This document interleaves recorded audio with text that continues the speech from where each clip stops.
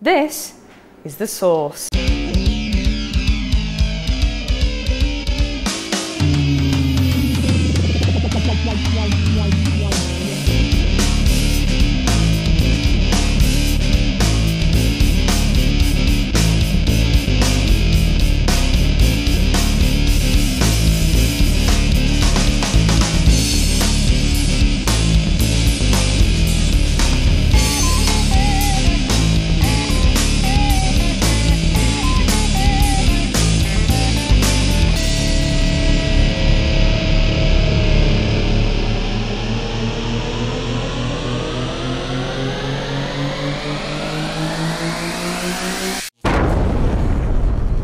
This is The Source, the unsigned music competition that puts you in charge. No judges, no hidden agendas, no crafty editing. This is all original music straight from the people who made it, and your vote can help them get through to the grand final where they could win £10,000. For the first time in the UK, the artists earn 50% of the voting revenue for their track. And if you want to see it again, you can check it out on our website, bethesource.tv. You can also buy the track from we7.com, and all the artists earn 50% of the download revenue.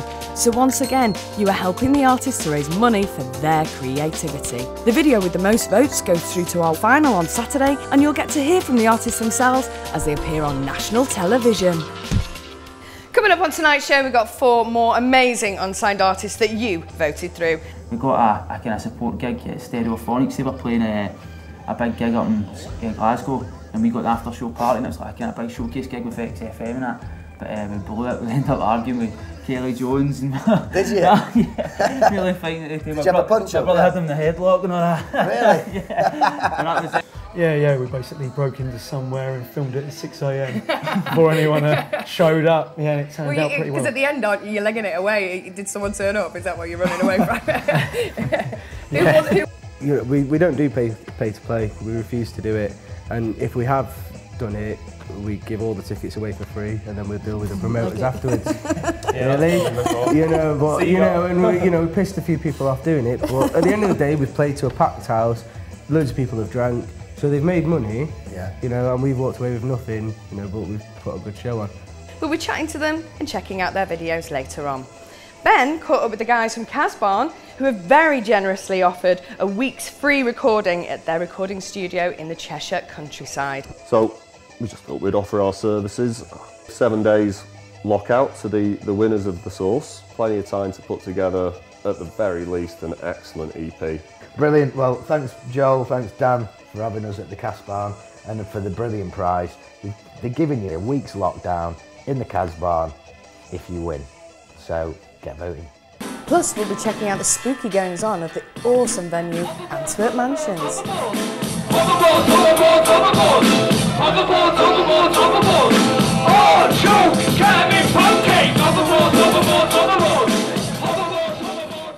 If you're an artist or a creative, come down because we'd like to see you.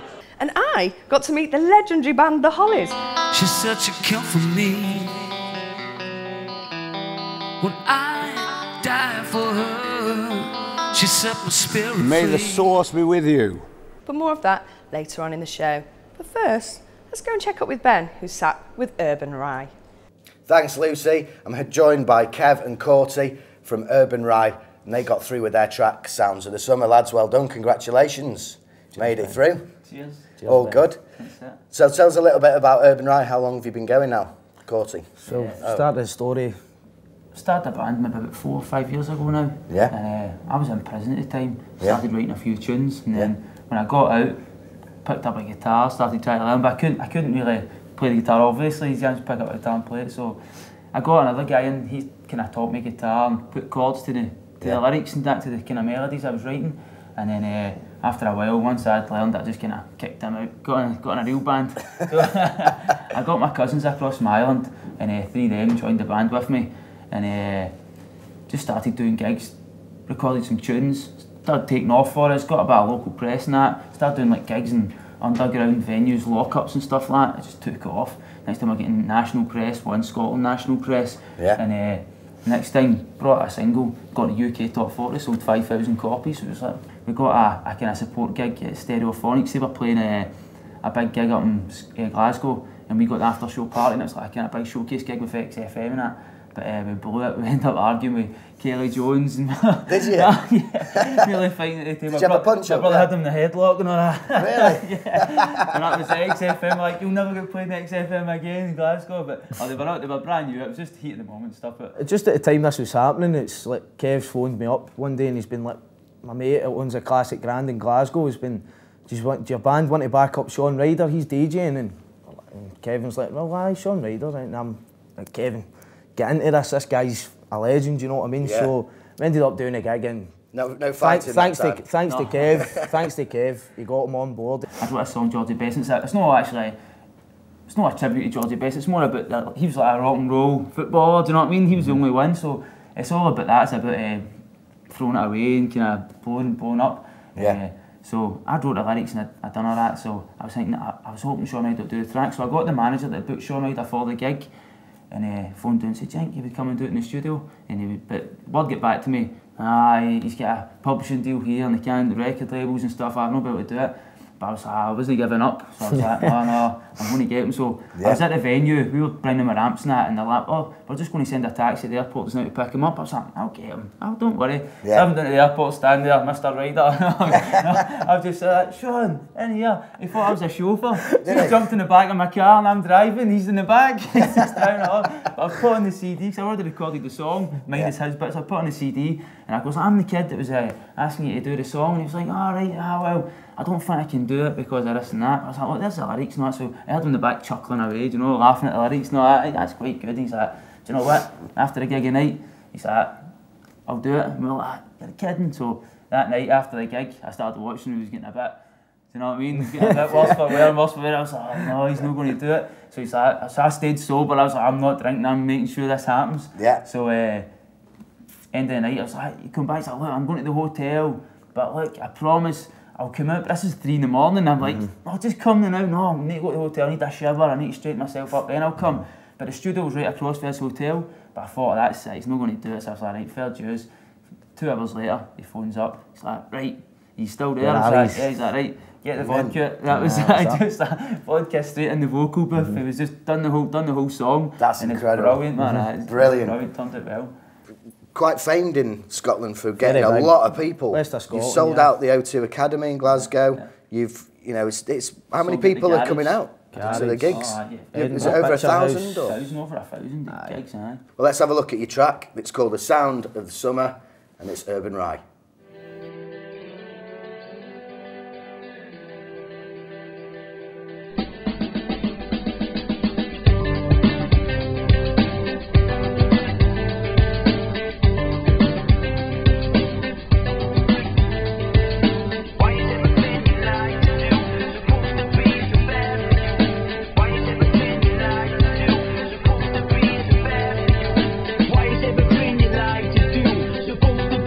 Bad.